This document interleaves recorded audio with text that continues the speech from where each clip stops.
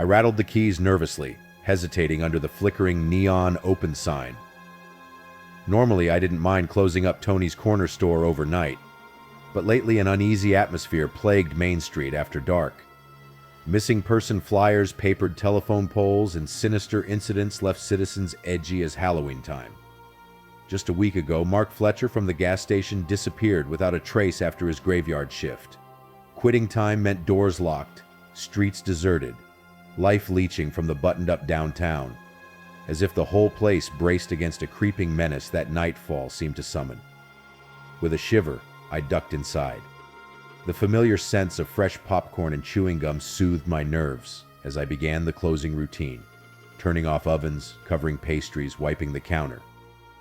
Outside, the first hints of fog slunk down Main Street's empty blocks. Anything could be approaching unseen. But in here glowed a haven of clean floors, well-stocked shelves, and polished order, the antithesis of chaos and uncertainty.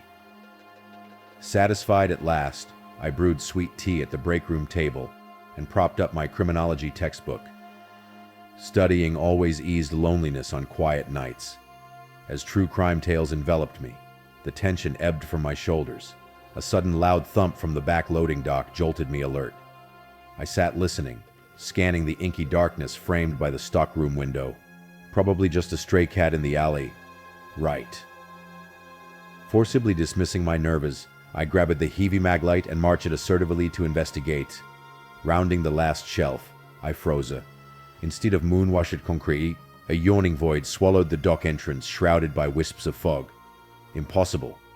I'd stared at that portal just minutes ago from the cheery break room. Now it gaped onto absolute oblivion. I reached one hesitant hand toward the threshold, expecting to meet cold, damp air instead of unearthly dark. But where the stockroom should stand, spread only formless black, a dimensionless non-realm seemingly bereft of atmosphere or surface, as if a hole had been clawed in reality outside that prosaic little kitchen, exposing the shrieking madness that always pulsed just beyond our workaday sensations. I reeled back, skin shriveling with primal dread, as the Stygian portal widened hungrily. Before I could even scream, a tornado of scorched air and gibbering cries erupted from that gaping maw. The tidal wave of madness smashed me back against shelves, candy bars, and plastic toys raining down as I shielded my face from the unspeakable forces suddenly unleashed. When I regained senses, silence pounded painfully loud. Darkness shrouded everything, the dock lights extinguished along with power throughout the store. Gritting my teeth against hyperventilating panic, I felt gingerly for the dropped flashlight, still working at least, if weakly. Waving its limp beam over decimated aisles, I crept toward the front window seeking moonlight to orient myself. But instead of reassuring street lamps glowing beyond welcoming glass, stood only light, devouring oblivion. I dared one horrified glimpse outside at the roiling expanse of nothingness, enfolding my little retail oasis on all sides before stumbling away lest madness claim me as well.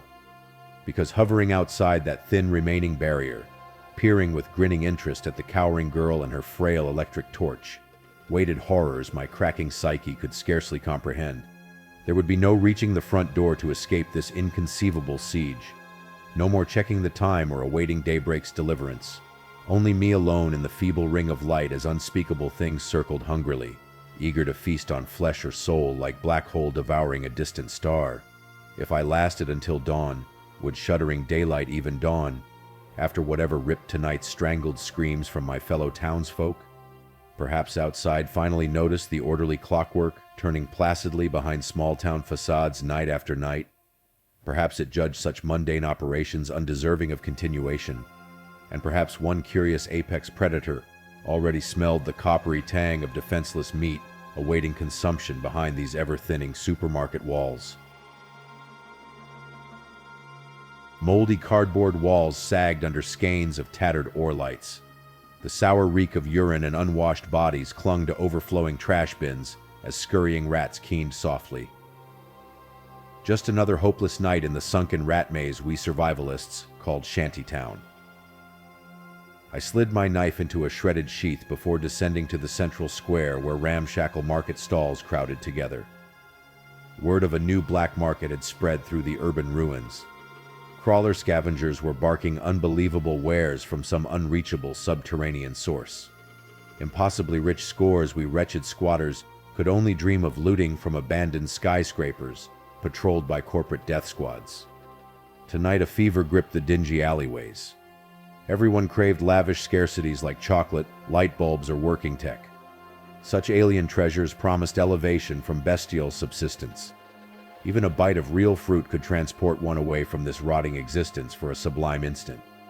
The scene at Central Bazaar held all the fervor of a country fair, but hungry anticipation fogged into suspicion as I pushed toward the front. The vendors presiding over spoiled troves were nowhere in sight.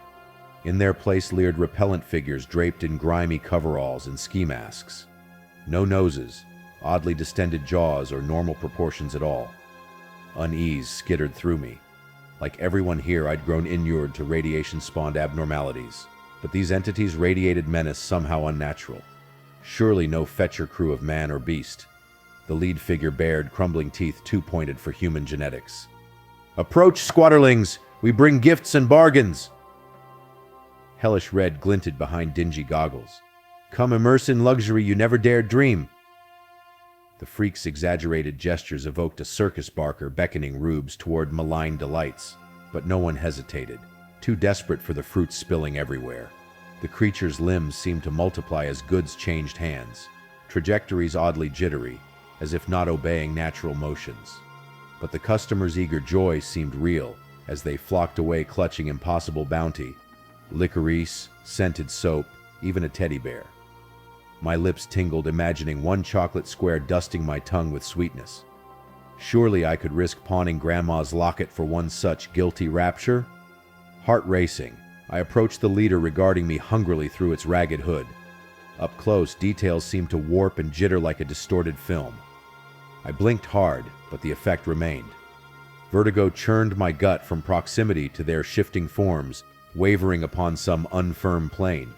The thing thrust a doll toward me, her Victorian dress incongruous beside tattered playthings from my era. "Only one family jewel buys this poppet for thine sister, girl." The prize's plump rouged cheeks and sawdust scent teased irresistibly.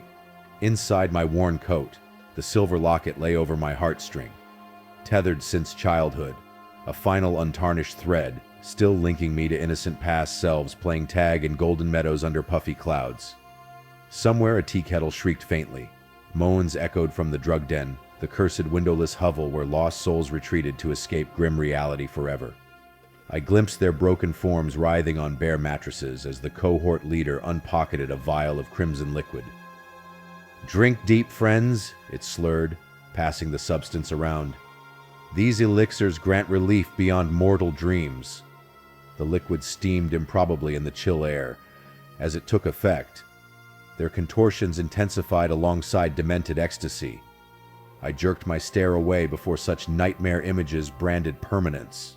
Just hallucinogens. Had to be. No true substance could gift even ghosts of freedom, and plenty dangled so sweetly before me now. The leader withdrew a small round fruit from empty air, extending it toward my locket. "Take this pomegranate, maiden.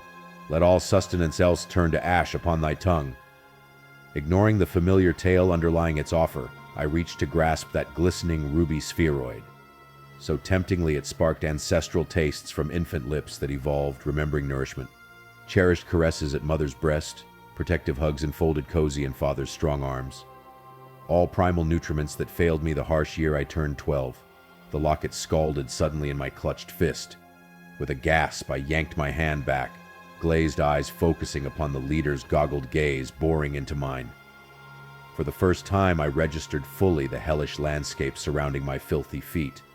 Not alleyways between market stalls at all, but endless cracked plains smoldering under eternal starless skies. No, not markets nor mortal creatures framed me at all, but the endless abyss poised to reclaim any soul surrendering the last veneer, separating reality from yearning delusion. The pomegranate remained suspended, as did my fate teetering irrevocable between states of being. With a shriek, I spun and plunged away from that tempting spectral fruit, its pull still needling my thrumming heart. Back through the gathering I stumbled half blind, swatting aside rasping claws, needling my soul, just shy of permanence. The scorched vista of void purity called to my blistered feet still. But I raced on frantic through the only route still registering as physical, away from the illusion market I'd so foolishly sampled, to the sanctuary of mold and rust welcoming me home. Sanctuary of a sort, even befooled and unadorned as it stands, a visceral existence forever separated from the shimmering bounty those crawling merchants purvey. Because I learned the secret now, that their sweet-killing wares from beautiful imaginary realms expose our true names, hunger's ravenous beasts. And once such creatures claim a soul, willingly surrendered, no mortal may ever walk home back to simple suffering, Stygian nights, or anything natural again. Fog swirled through cracked pavement as I hurried through the decaying cityscape. Sagging brownstones and dark hollow shopfronts echoed only ghostly footsteps hurrying home before full nightfall. No familiar smells of frying meat or sharp bodega coffee here anymore. Just stale air hungry with menace as shadows lengthened over the abandoned district we urban explorers nicknamed the Forgotten. I hitched my backpack higher, clutching the pitted brick facade as I slipped down trash-littered alleyways few dared travel. But the treasures that survived forgotten here still called seductively, vintage goods immune to bedlam raiders, ripe for the looting. Ducking under police tape brittle with decades of neglect, I emerged onto 4th Street, once the thriving heart of downtown. Now dust and leaves drifted through its silent bones picked clean long ago. My boots scuffed loud in the dead acoustic space, alerting anything lurking to fresh young meat passing through. Shivering lightly, I traced a path through former boutiques and hip brunch cafes, avoiding ragged gaps harboring unimaginable drops to the subway tunnels below. Homeless camps and bones told grim fates of those losing footing here after dark. Survival instinct screamed insistence to depart these restless streets, teeming with tragic ghosts. But foolish greed kept me seeking boarded-up shops shrouding leftover prizes inside. At last, on a side street, flash of gold caught my eye. An antique lamp glowed cheerily in a dusty window display. Hardly daring to breathe, I peeled back weathered boards barring ingress. The door creaked open to a cobweb-draped gift shop, untouched inventory slumbering within. Reverently, I extracted the glinting lamp and hugged its solid weight, cal soothing against my pounding heart. Surely no harm excavating just one prize to salvage from this ghost town. One token to prove glorious past lives haunting, before the riots converted streets into mass graves overnight. A muffled crash echoed down the corridor. I froze, straining for any sound. When only silence answered, I scolded my rioting nerves and carefully bundled the lamp into my pack. One final cautious scan showed only stillness poised around me. Laughing at myself, I prepared to exit onto the grim avenue. Without warning, my flashlight fritzed and darkness slammed down. Icy fingers grazed the nape of my neck. Whirling around, I glimpsed a pale face hovering inches from mine, black eyes devoid of humanity. A strangled cry escaped my choking lungs. Not ghosts, but monsters still roamed these dead boulevards. I crashed blindly through the dark, pursued by cackling things with gnashing teeth. Bursting onto the street, I glimpsed misshapen horrors capering in my flashlight's bobbing cone. Heart hammering wildly, I plunged into the labyrinthine alleys and tunnels comprising endless routes of escape, or endless paths into lethal traps. The stone maze yawned around me, seeming to expand the farther I fled. Things with sleek fur and twitching tails sang ominously from high fire escapes. Claws scrabbled closer from all directions, driving me ever deeper into the lightless warren. Gasping, nearly blind with panic, I stumbled against crumbling stairs and ascended on desperation alone. 2 more turns and I slammed bodily into old weathered planks before crashing through into the dusty murk beyond. Some primordial instinct, clicking primal relief, told me the derelict shop was sanctuary enough for now. At least until dawn banished the shrieking madness unleashed each evening to roam barren streets in search of warm flesh and souls. Here, surrounded by the pastoral dreams of window dressings from calmer eras, I might avoid slavering creatures roaming just outside, if earlier artifacts failed to lure my brightly beating heart outside into their starving midst. Perhaps in the small dusty hours my frantic pulse might steady, allowing escape if any dawn yet glimmered tender enough to gild monstrous shadows back into sheltering night. Perhaps not. Only endless minutes ticking by could tell as the darkness crooned on interminable beyond shattered glass. Waiting, always waiting hungrily for one right moment when courage or resilience faltered. For no walls stood savior enough when demons of past and present charted tireless paths through the streets of forever forsaken.